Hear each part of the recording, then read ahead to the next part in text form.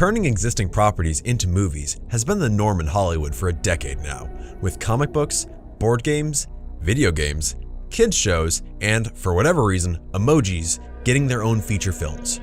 For better or worse, this isn't slowing down anytime soon. So that begs the question, where are the Warhammer movies? For starters, let's look at the, at best, spotty history of Warhammer on film. The first I could find was the delightfully cheesy Inquisitor, available at Games Day in 1996. Past the lens flare and wowie zowie 3D spinning logo set to butt rock, you get a murky and poorly edited short film where a lot of Marines walk around in the dark. The costuming is actually pretty charming in a very 90s sort of way and isn't that bad. The 24-minute short film was directed by Tom Loughton and created by the long-gone Bright Light Studios, the same company that created the similarly campy full-motion video cutscenes for Epic 40,000 Final Liberation. You can see the obvious links between the two when you watch them side by side, as they share a few costumes as well as a penchant for butt rock. Hive Infestation, an even shorter film where Space Wolf's Terminators fight Gene Stealers, was also released, as well as Blood for the Blood God, which I couldn't find anything of. Hive Infestation has some more solid costuming and chintzy miniature shots that are actually pretty fun, even if the acting was probably done by interns. These short films were allegedly produced in a bid to make a Hollywood live-action film based on the Warhammer 40,000 universe, but they sit at a level somewhere above fan film and below Power Rangers. Next was Bloodquest, a 3D animated film based on the 40K comic book series by the same name. Under the now-defunct Exile Films, production began in the year 2000, with a trailer that frankly isn't bad for the time. It doesn't look too bad compared to the Ultramarines movie anyway, more on that later. While the official word was that the film was put on hold, with the studio disbanding shortly afterwards, it was essentially cancelled. Theories on the internet range from GW putting it on hold while they developed their Lord of the Rings line, to the company wholesale pulling funding from it for whatever reason. 3D animation really did seem like the way forward for 40K as a movie property though, as the budget required to build the costumes and massive sets a Warhammer movie would call for would likely be prohibitively expensive, and computer-generated imagery would be simpler and cheaper to create. Finally, in 2010, we got what we were all waiting for. A fully 3D animated movie written by Dan Abnett, the finest writer in the Black Library stable, voiced by a group of professional English actors, and developed by a specially made studio just for Warhammer films, Codex Pictures. A production blog for Ultramarines the movie was launched, and at first it even looked promising, with some detailed models and fairly game-accurate representations of equipment from the tabletop. Then, the movie finally dropped, and well, I hear the Uncanny Valley is lovely this time of year. Why does everyone look so old? Every face is so wrinkly and gross and their eyes are all bugging out of their skulls. The animation is stiff and stocky, and even the action scenes look like something out of a PS2 era video game.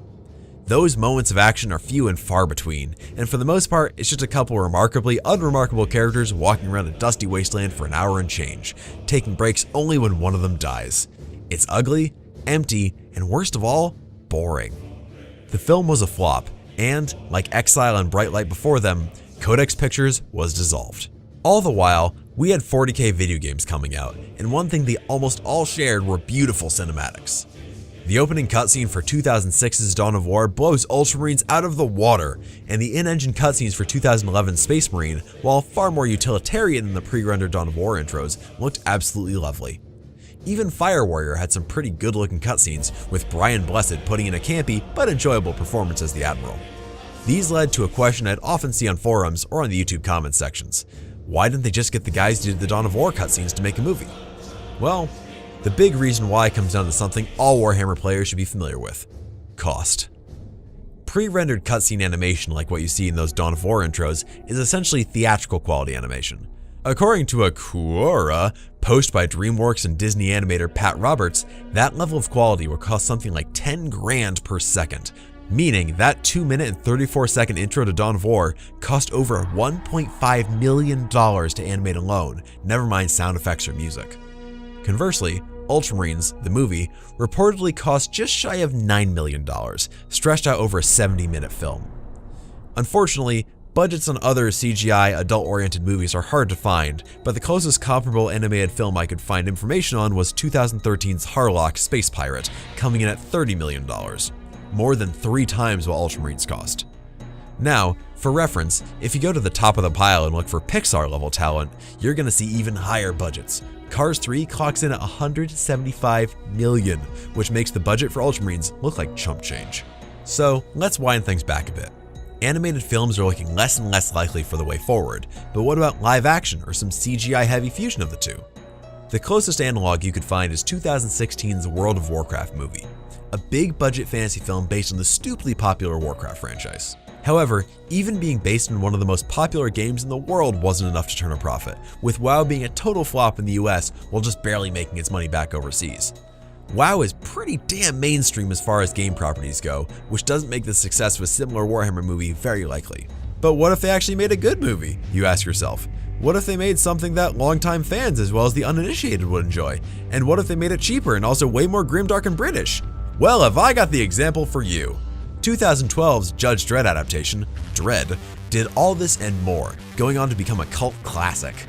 Unfortunately, even a high-quality adaptation isn't a surefire hit, and it was a commercial flop. Years of fan demand are looking like they might get a Netflix series out of it, but that's still up in the air. Nobody's going to invest the kind of capital required to make a high-quality Warhammer movie anytime soon. The license, as much as I love it, is just a bit too weird, a bit too obscure, and a bit too nihilistic to ever catch on the same way comic book movies have. When movies based on the biggest games in the world are dead on arrival at the box office, this niche little game just isn't gonna cut it. Maybe someday, someone will decide to stake their claim and blow $150 million on making a Warhammer movie, and maybe it'll be the next Lord of the Rings. Maybe some cable channel will take a big gamble and try to make Warhammer the next Game of Thrones. Another attempt at making a Dungeons & Dragons movie is apparently underway, and who knows, maybe that'll be what finally does it and sets the precedent for a Warhammer movie. I don't want to say it'll never happen, but if 20 years and 3 shuttered studios are anything to go by, I wouldn't hold my breath. Thanks for watching my investigation into Warhammer movies. I know it's a slightly different topic than I usually cover with a bit more numbers, but it's been on my mind a lot lately. Let me know what Warhammer movies you'd like to see in the comments, and consider supporting me on Patreon. I'm gonna go get me some popcorn.